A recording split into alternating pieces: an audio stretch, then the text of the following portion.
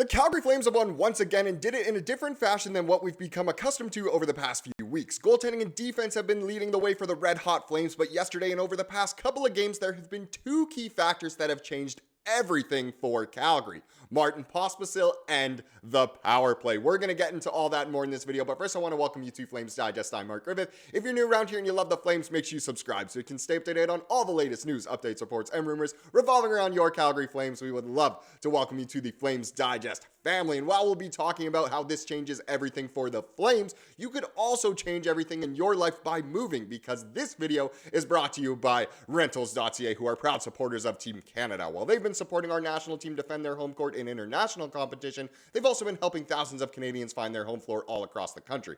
Whether you're in Toronto, Vancouver, Montreal, Calgary, Halifax, Winnipeg, Mississauga, Edmonton, Victoria, or St. John's, from coast to coast, Rentals.ca have a ton of options to find the perfect place and price for you. Their website is clean and easy to use, and you can pinpoint exactly on the map where you want to move, finding all the options in your area. Find your home court with Rentals.ca. Check out their website down in the description below or in the pinned comment.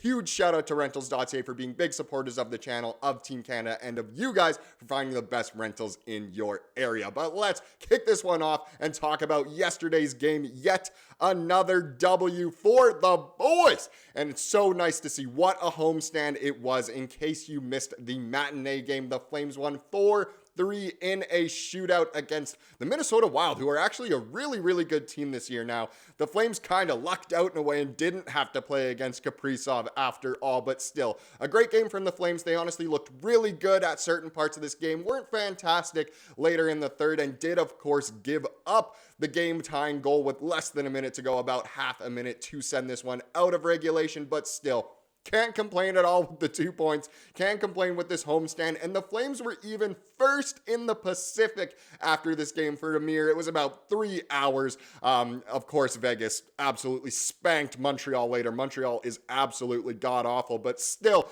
the Flames being that far up there in the standings is incredible. And just to see us at the top of the standings, even if it was for only, 3 hours, the top of the Pacific Division was absolutely spectacular.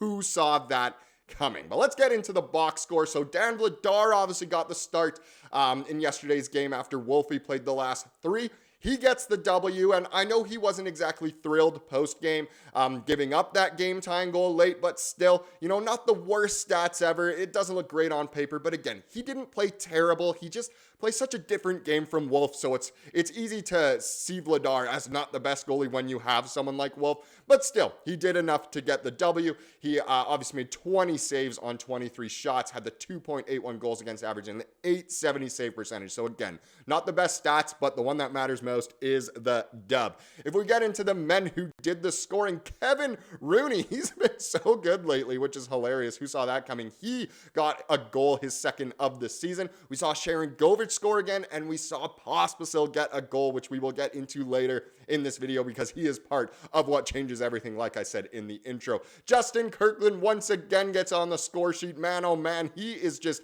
the story of the season, other than probably Wolf for the Flames. Just incredible that he keeps it going and got yet another shootout goal. That move works so well. He is practically better than Pavel Datsyuk in the shootout. That move is unstoppable. Weegsy got another assist. What a homestand he had. Miramanov, Andersson, Kadri, and Zary all got assists as well. I know some of those guys did end with a negative plus-minus, but I thought Zary looked so good once again yesterday. He is absolutely phenomenal. If we kind of do a little bit of a standings check here, so the Flames will begin the second quarter of their 2024-25 season a point behind Vegas for the Pacific Division lead. If you're looking really close, obviously, the Flames are at 27 points, Vegas at 28 in the same amount of games played. So before the season, the betting markets had the Flames with the 6th worst odds to make the playoffs prior to the season, which is just incredible to see them that high up, that much above Edmonton as well. Who saw that coming?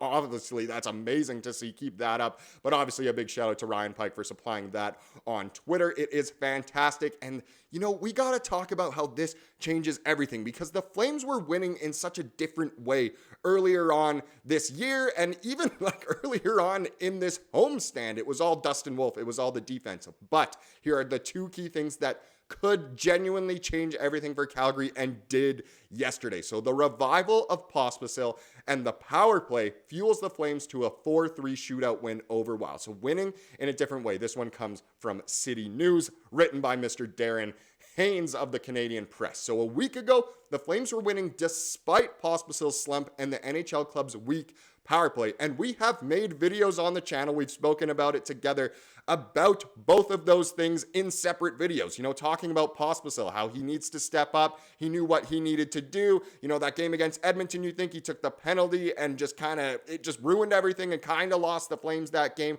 And the power play has been abysmal this season. But look, it's changing everything. The offense is clicking. These two things going. Oh my goodness, the Flames could become unstoppable. I know that's getting ahead of myself, but still, you got to think optimistically.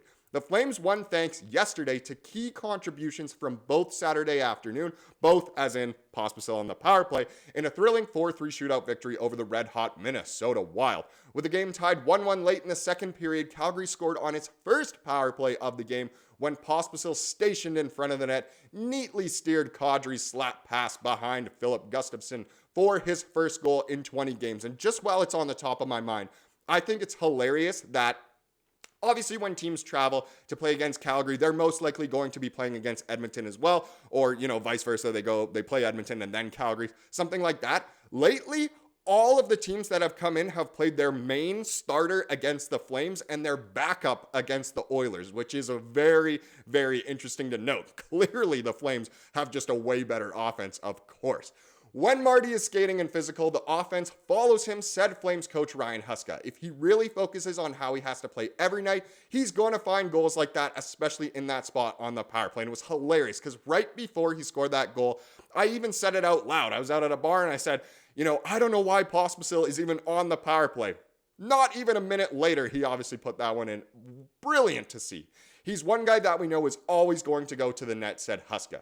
Sharangovich also scored a power play goal in the third period. So the power play was clicking.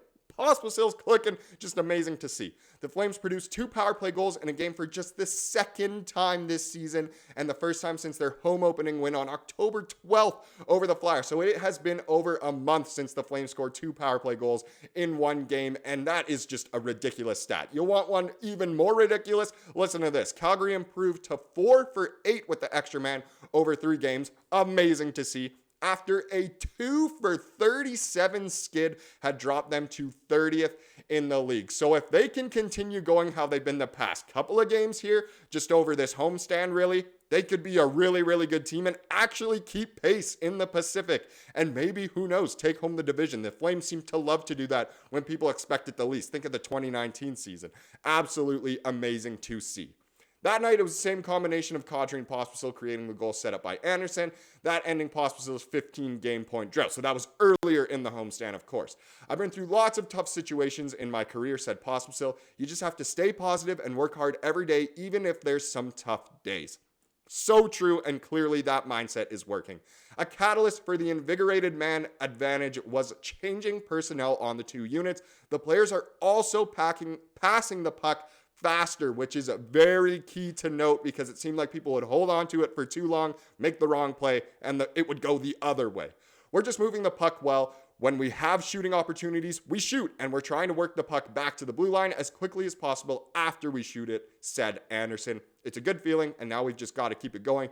That's the tough part, and that's 100% true. But honestly, if the offense is going, it changes everything for the Flames. If Pospisil is going, it changes everything for the Flames. If the power play is going, the Flames become unstoppable. What exciting hockey it is to watch right now. Of course, we're going to keep on going. This is so much fun. Let's wrap this one up with the comment of the day, as we love to do here on the channel. It comes from yesterday's video about those trade rumors with Toronto and, involving Kadri and Weegar, of course. And this was a good one here from Sezzy Man. He said, prediction for today's game is that it's going to be a low-scoring one, hoping we can pull out a 2-1 win. Not necessarily the correct score, but still a great prediction there. The Flames obviously did get the win. He also said, I think there's nothing Toronto would give that would make us trade Naz. You're probably right. I mean, Toronto has a lot of key pieces, but they would never give them up.